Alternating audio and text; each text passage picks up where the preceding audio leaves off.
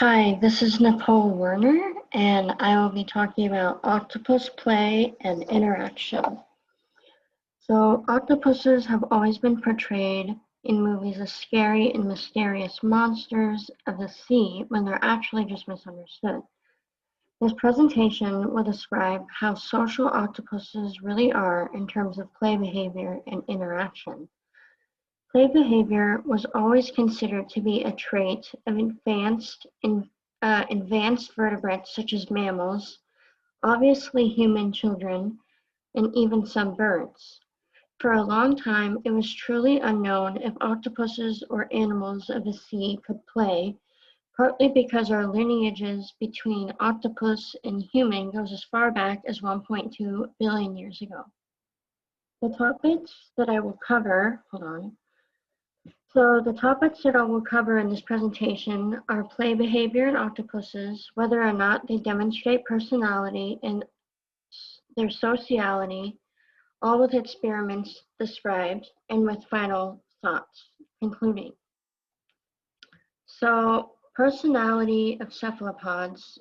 For testing personality in octopuses, there were experiments done on numerous octopuses where they were alerted by people opening the aquarium lid, and then they were threatened by touching the octopuses, and then they fed them live crab.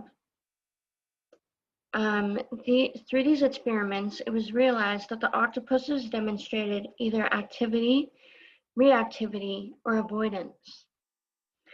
In another experiment, octopuses were observed through the first 9 weeks of their lives, resulting in them showing either readiness, engagement, aggression, or avoidance.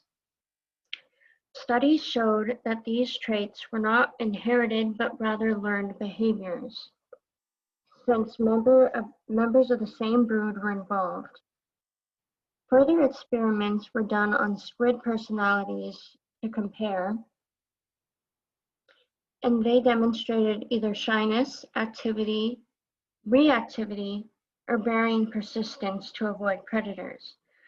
And it's important to know that the species of squid lived 5 to 8 months and is solitary. They also demonstrated situation-specific behavior. This means that unlike octopuses, squids have instinctive behavior in order to survive within their short lifespans. On the other hand, squids can pick and choose how they want to respond.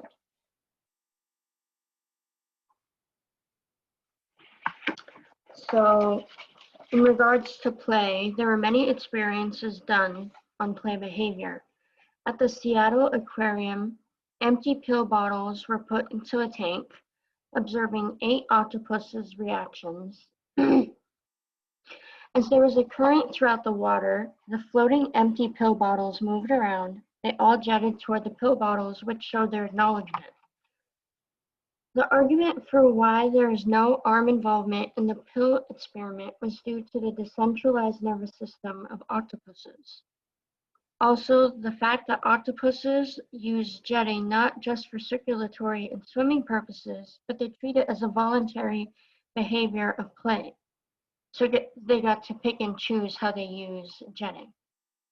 It was also noted that octopuses, when given blocks, would pass the block between their arms and pull it closer to their bodies.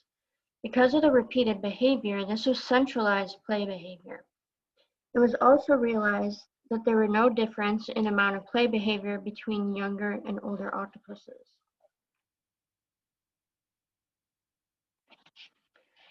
So we must ask ourselves, before we ask when do they play, we have to ask ourselves where play behavior derives from. So curiosity and exploration leads to play. An example of this is when young children play. It starts with manipulation of an object. The internal question a child will start with is, what is this object? And then transforms to, what can I do with this object?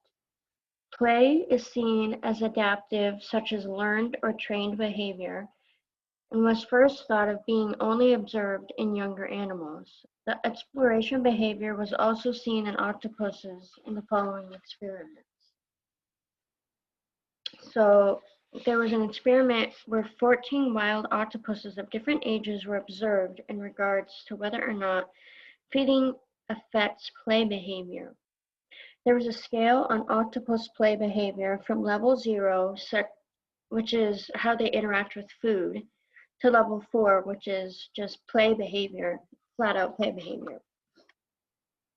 Some days the octopuses were fed either 2 hours after giving inanimate objects, which were playing blocks, to manipulate and play with. Other days, they gave them blocks 24 hours after feeding. Evidently, there were no evidence of feeding or age influence. There was no evidence of feeding or age that influenced play behavior, but all octopuses demonstrated some level of play behavior with interest in exploration. Over time, there was less level 0 octopuses and increasing levels of level 3 and 4 octopuses, behavior level in octopuses, only for it to decrease by the 7th day. So perhaps this is because octopuses were growing more familiarity and could recognize the block was not food. An example of this was during the experiment where an octopus started demonstrating play-like behavior with the shell of a partially eaten snail from days before. Because of the gas from decaying snail that the decaying snail caused, it floated and thus attracted the attention of the octopus, but didn't see it as food anymore. The only thing they realized in terms of feeding was that the captive octopuses didn't feel in danger and felt that they had more time to play when just fed versus starved or stressed.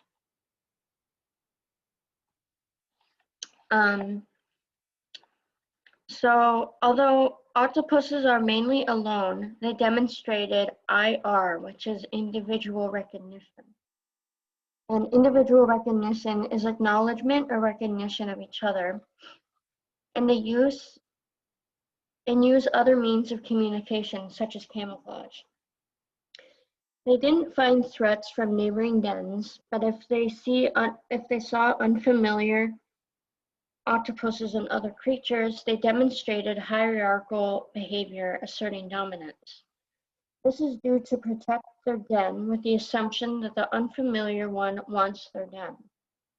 Individual recognition was experimented in both parts of isolated and sight-allowed octopuses, which were either male to male or female to male, using acclimatization, cohabitation, and testing familiarity versus unfamiliarity.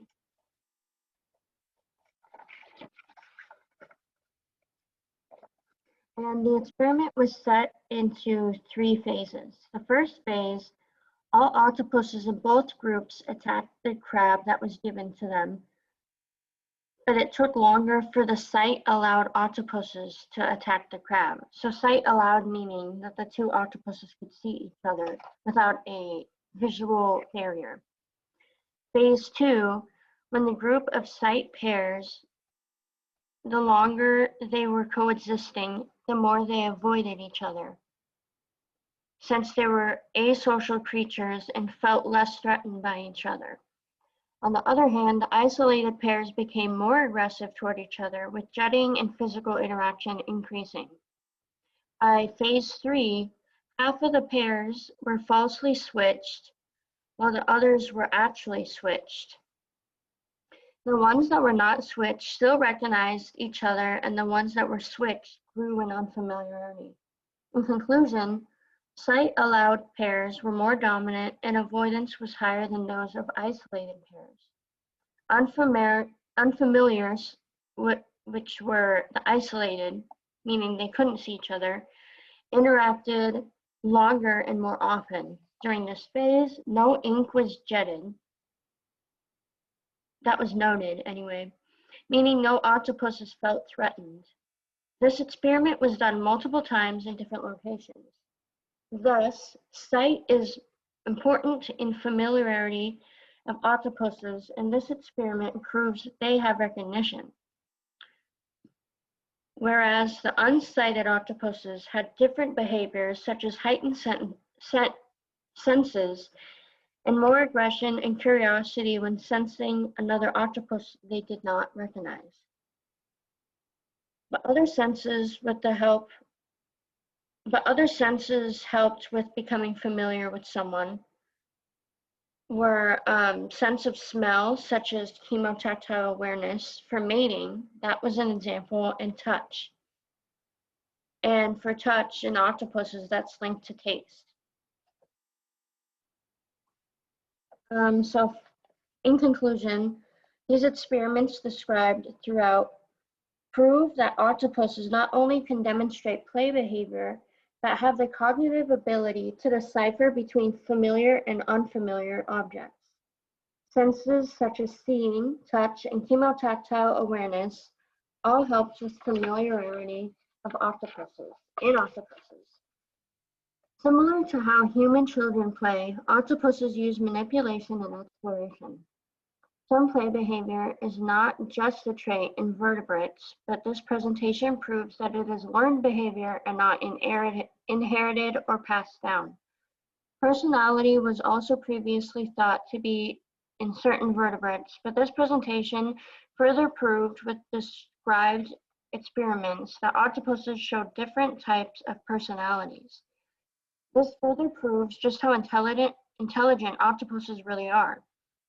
But there is still more unknown about the octopus that we have yet to discover or understand. I can only imagine what the future holds in our understanding of octopuses and other cephalopods as technology and science continues to evolve. Thank you.